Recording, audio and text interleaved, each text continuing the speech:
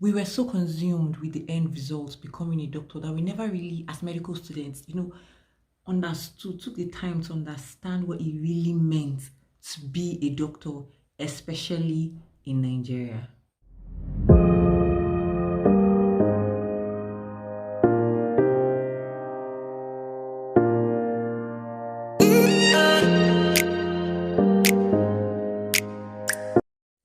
Hello and welcome to my channel. Welcome back to my channel. My name is Glory Udom and I'm a medical doctor currently based in Abuja, Nigeria. Today's video is just basically a rant of the life after medical school and some of the struggles that you face, and these are just some. I'm so sorry I've been off here for some time, dealing with some of these struggles. Basically, please note that these are just my opinions and it might not be completely exhaustive. I feel like this is going to be a series going on and I'm just going to keep talking about this thing because it is one new facet that you face every day. Hell, I've been practicing medicine for just like 2 years in this country and I feel like I have a lot to say that I was not really prepared for, and I feel like I'm still going to experience more going along. So this might even be like series and my opinions and everything will just keep changing as things go along. So here I'm just going to talk about some of the struggles that I have faced and I have seen practicing medicine for this past 2 years. Just a bit of recap: I graduated from medical school. I attended medical school at Afe Babalola University. Yes, I were in the pioneer set, Afe Babalola University, and I graduated in 2018. I then went forward to have my 1-year compulsory house job in Federal Medical Center, Bida, Niger State. That was for a year and I finished in 2019 November. I then went forward to do the 1-year compulsory NYC, service to the government. NYC stands for National Youth Service Corps, where I served in Abuja. I served in a plastic surgery hospital where I am still working till now. So these struggles and complaints and rants and everything I want to talk about is just my experience around those two years.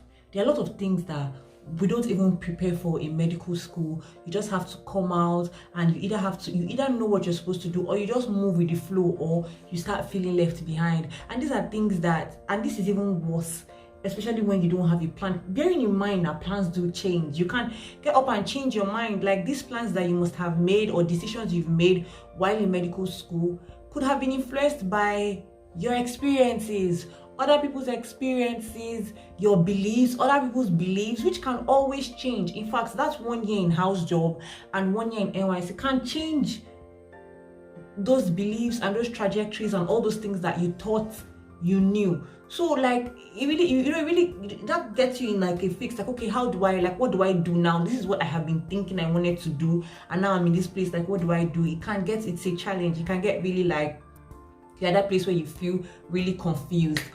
Before I go on, please allow me to say that these are just some of my challenges. If you have maybe pieces of advice or you have some other challenges like you like to add, please just drop it in the comment section. I'd love to read from you guys. I would love to hear from you, and I'd love to keep the conversation going. So the first challenge I want to talk about is choosing the pathway that you would like to go through after medical school. There are a lot of pathways that people go through after school. I'm not even sure of many of them, but these are the most common, especially in my environment here in Nigeria. Are you going to stay in Nigeria? Are you going to leave Nigeria? If you want to stay in Nigeria, do you want to stay in Nigeria in a clinical job or a non-clinical job? Clinical job, do you want to start a residency program in what field? Or do you want to stay in a private practice? You want to just keep doing private practice? You don't want to stay in a residency. It doesn't even need to be a private practice. It could just be like MO. You don't want to enter into, you could rise in the MO cadre, medical officer cadre. You don't want to enter into a residency program. That's if you're choosing to stay in Nigeria in the clinical aspect. Non-clinical aspect, there are a lot of NGO jobs, medical administrative jobs. Like, is that what you want to stay? There's that confusion of whether you want to stay in Nigeria. If you want to leave Nigeria, do you want to leave to the US? Do you want to take USMLEs and go to the US? Do you want to take the plab and go and practice in the UK? Or sorry, take USMLE and practice in the US? take plan and practice in the UK? Do you want to go for a master's degree?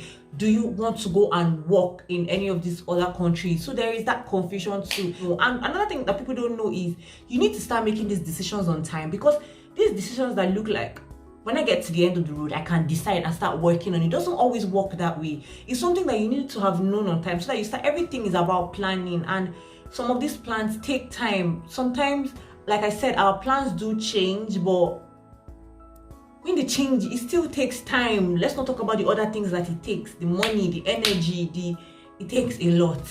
So that's the first challenge. The second challenge is finances. Like, maybe to some people, financing is not a big problem after medical school, you know, but it is, because I've never actually thought that, they used to tell us right from medical school that the money is not so much that you make as a doctor. It's not really that much and all of that. But I think it's just because there are many times you literally stop dead in your work and be like, there are many times you just stop at work and be like, there has to be other ways, easier ways in this field to make money than this. Seriously, like, you have to plan your expenses.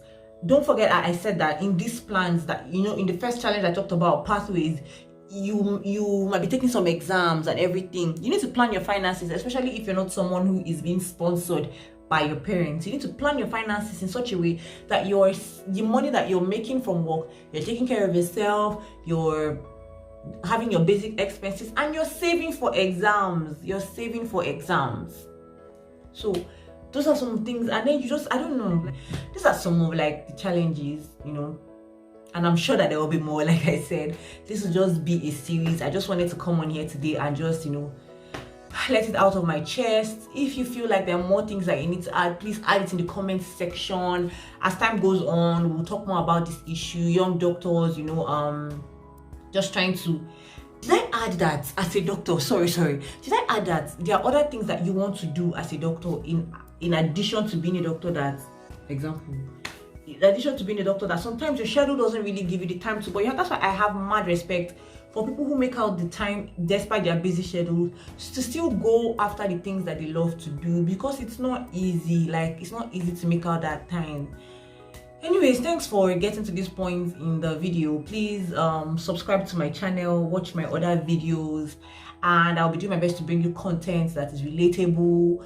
And if there's any other thing that you would love to see me talk about, please hit me up in the comment section. Thank you so much. Bye.